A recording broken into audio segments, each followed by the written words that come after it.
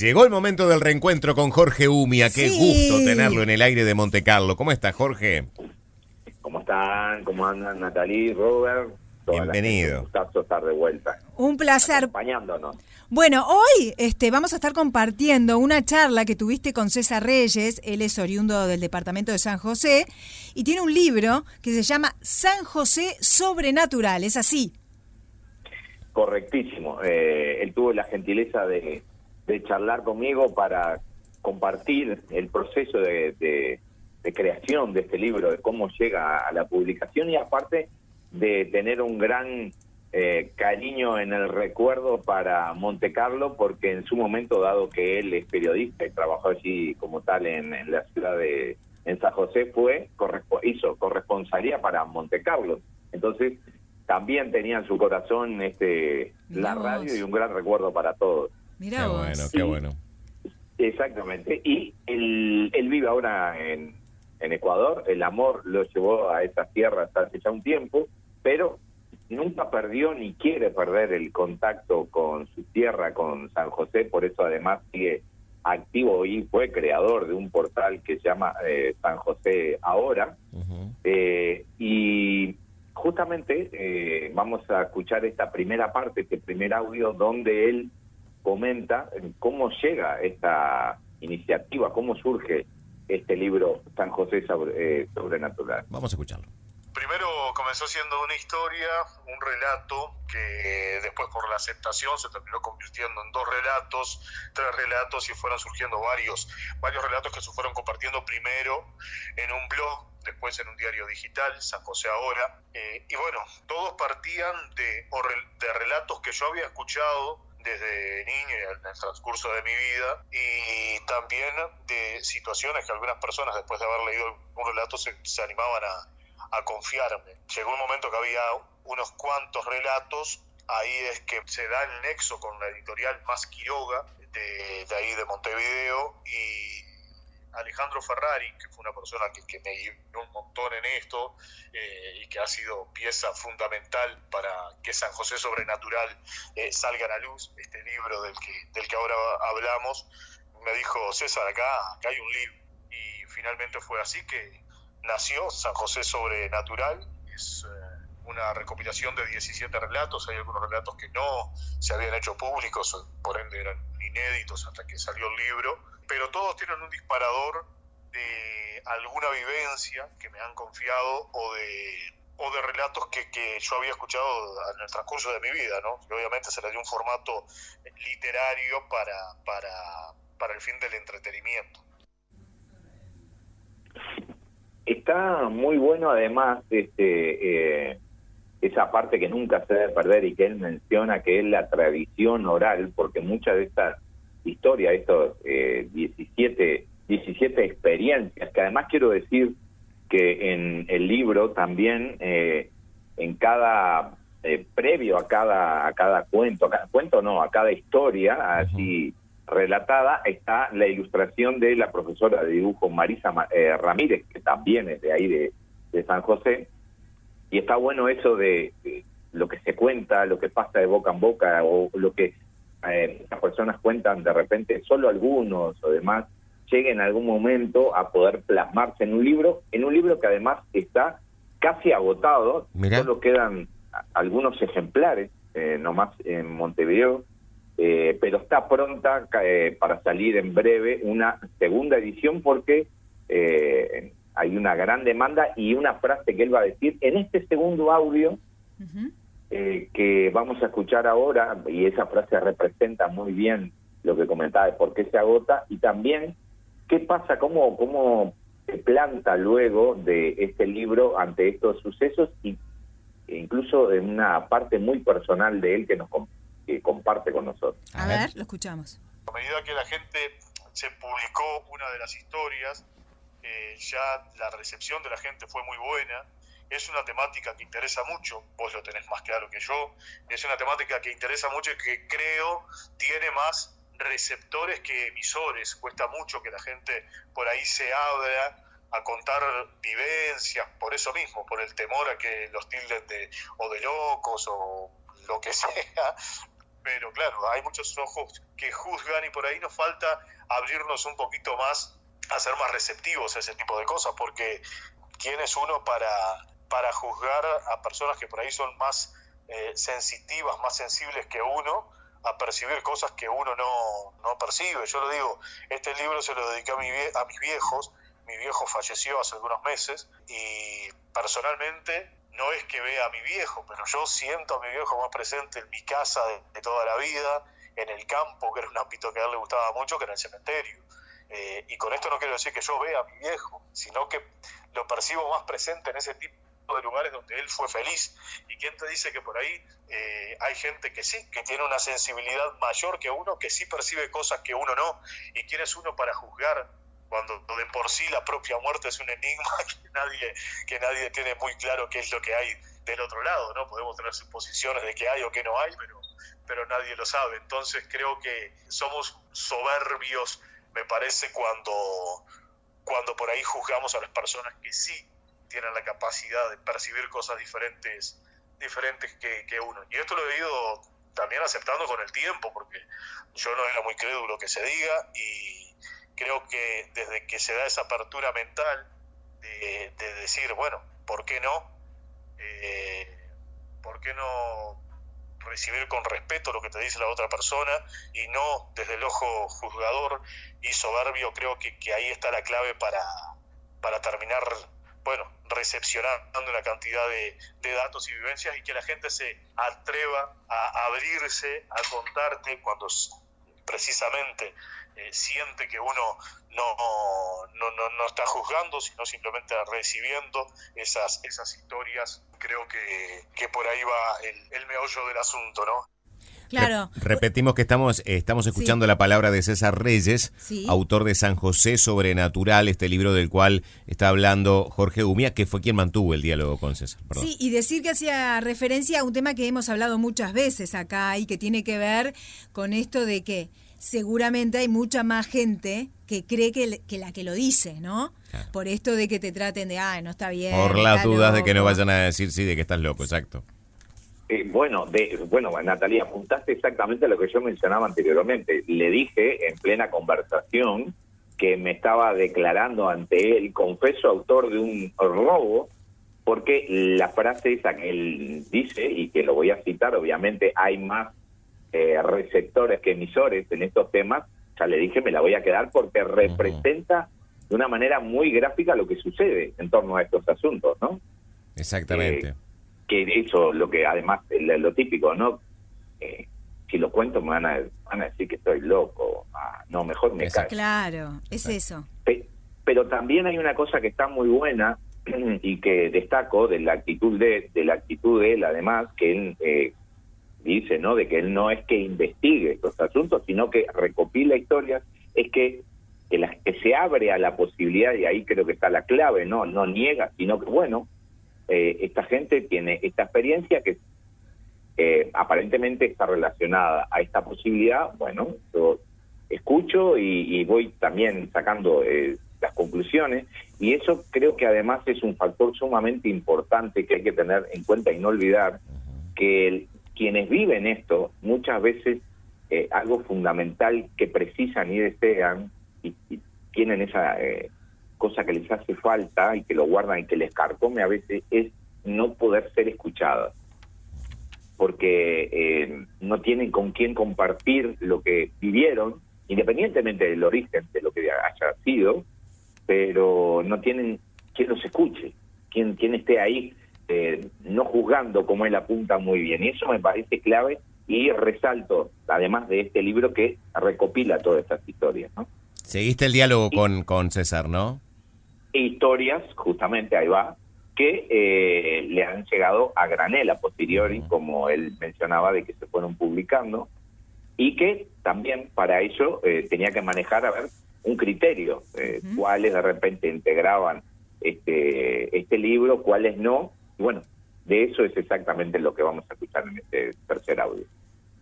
Sí, me pasó con una que obviamente no voy a hacer pública, porque el epicentro de todo esto, como digo, San José, si bien las historias perfectamente pueden haber sido, porque todos, a ver, se menciona el viejo hospital, la vieja cárcel, y en todos los departamentos hay un viejo hospital, una vieja cárcel, y muchas veces hay historias que se parecen, si bien estas, insisto, tienen foco en el departamento de San José, pero claro, estás hablando de un pueblo chico, pueblo del interior, si bien todo Uruguay es chiquito y hasta el mismo Montevideo es una ciudad que no tiene una dimensión grande en cuanto a habitantes, y en sí todos nos llegamos a conocer.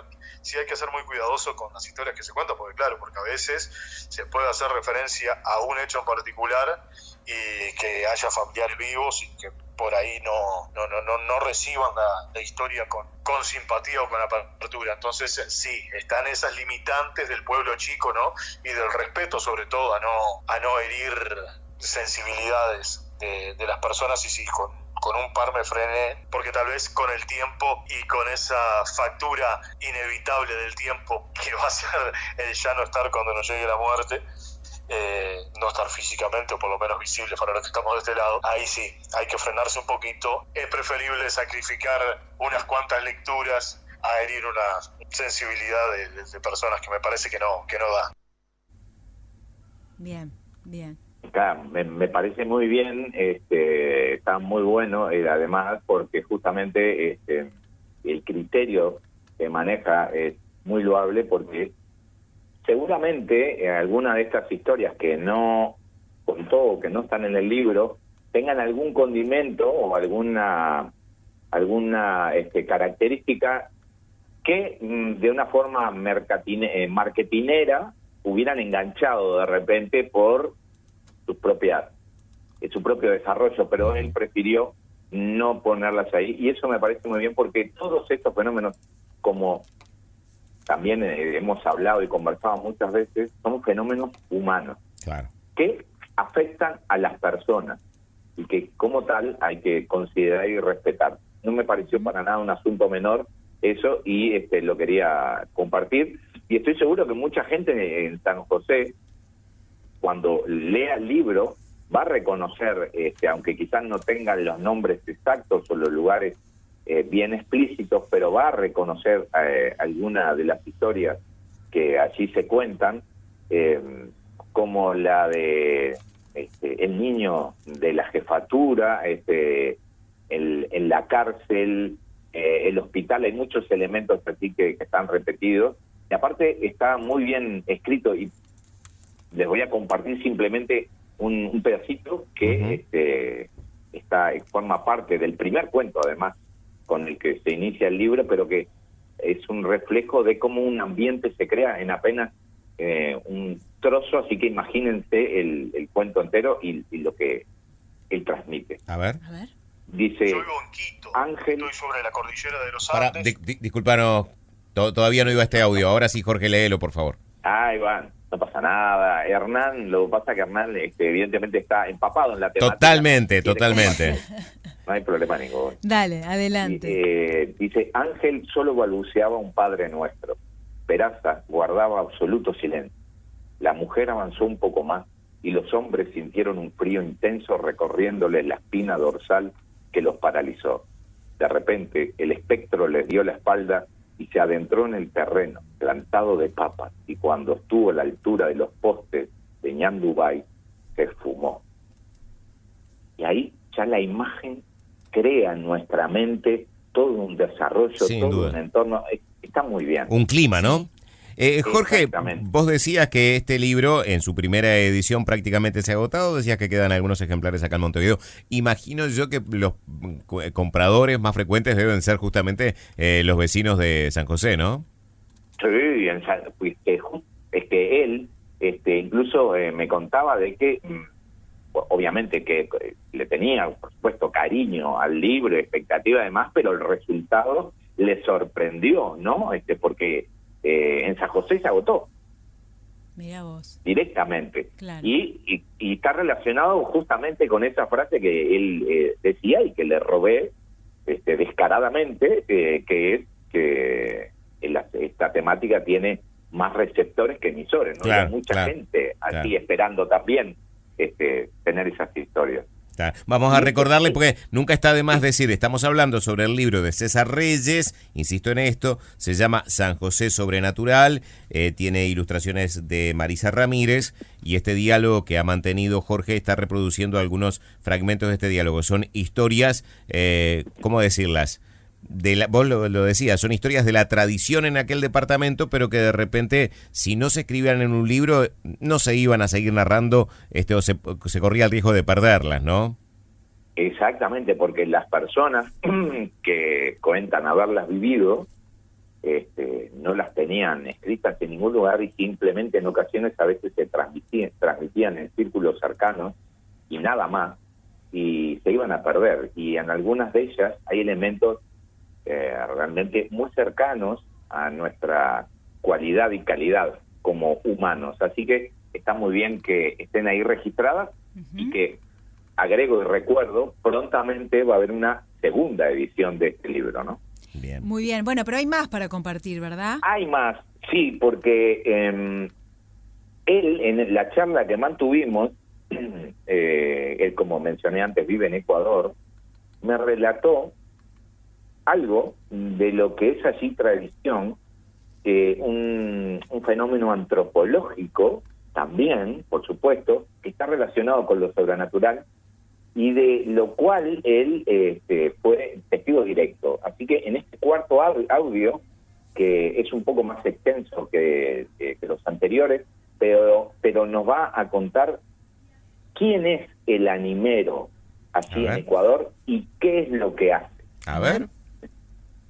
Yo vivo en Quito, estoy sobre la cordillera de los Andes, pero te podrás imaginar, Ecuador es como un país que tiene muchos países adentro, porque tenés la parte de la selva, tenés la parte de los Andes, tenés la parte de la costa contra el Océano Pacífico. Entonces cada región tiene como sus propias historias, sus propias leyendas.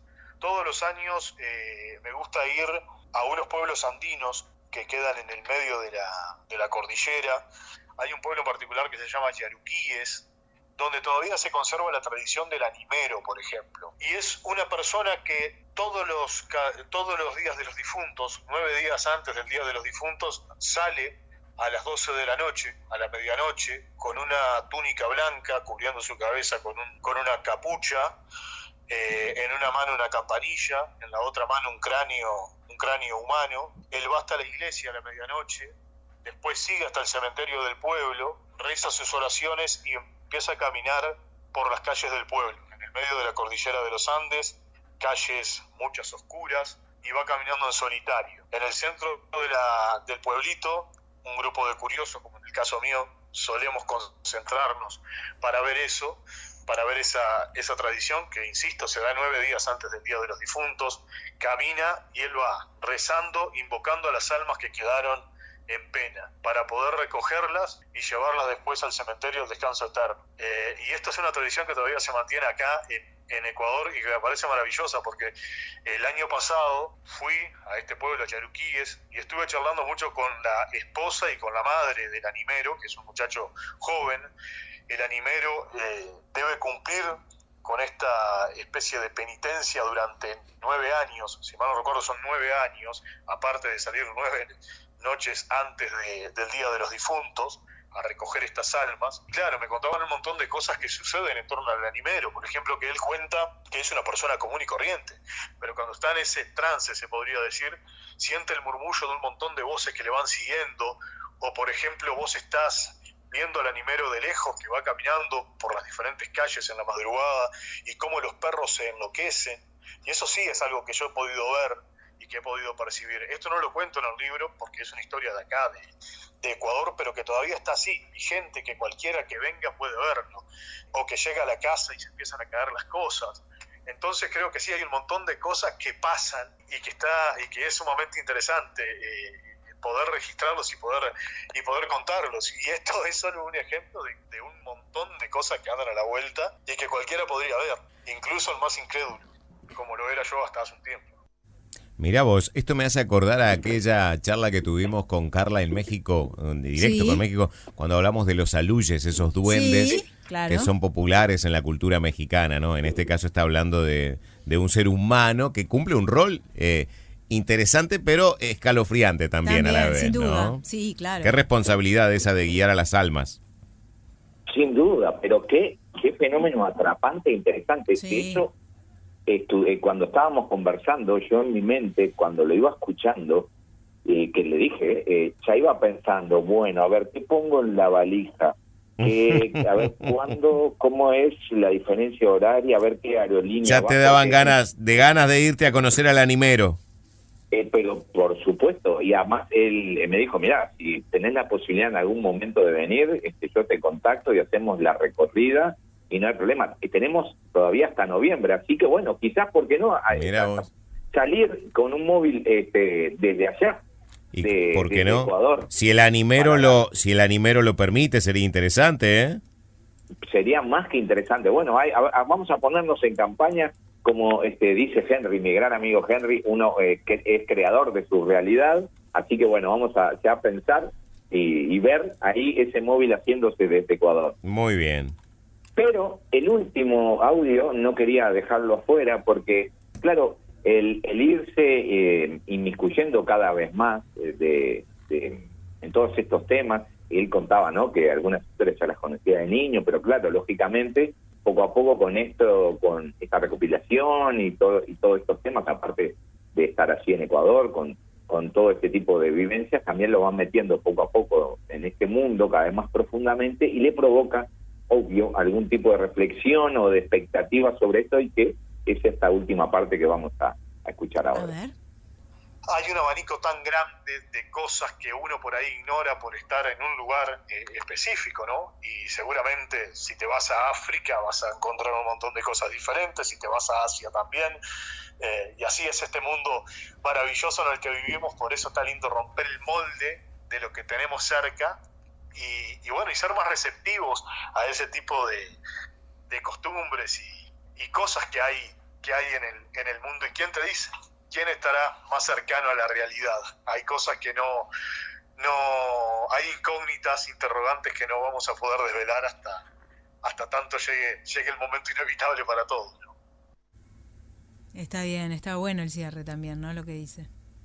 Sí, y además una cosa que mientras lo escuchaba y después preparando los audios, la pasión con lo que él lo cuenta, evidentemente ha despertado, o viene despertando, y ya no estaba ahí latente, y se agita ahí adentro de ese ser las ganas de conocer más y aprender más, y eso me parece espectacular. Sin duda. Totalmente. Así que le quiero, porque él me decía que iba a hacer lo posible para escuchar desde allí, si está escuchando, o si no, igual de todas maneras le quiero agradecer profundamente todo el tiempo de acá, porque estuvimos hablando más rato, y la atención, y bueno, ojalá haya más libros de César Reyes. Perfecto. Vamos a repetirle a los oyentes que el libro se llama San José Sobrenatural. Si bien su autor actualmente vive en Ecuador, ha escrito este trabajo sobre esas historias de tradición oral, pero él las ha dejado plasmadas en este libro, que acontecen en San José, y que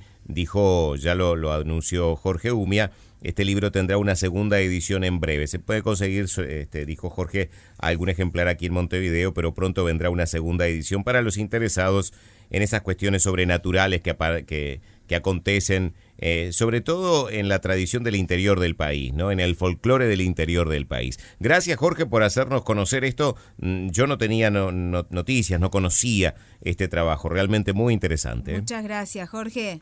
Nos reencontramos pronto. Gracias, por favor, gracias a ustedes. Un abrazo grande a toda la audiencia y nos reencontramos pronto. Así será. Nos tenemos que ir a la pausa de esta hora. El reloj marca las 4 de la tarde con 26 minutos. Luego vendrán las noticias y posteriormente nos vamos de lleno al último bloque del programa por hoy.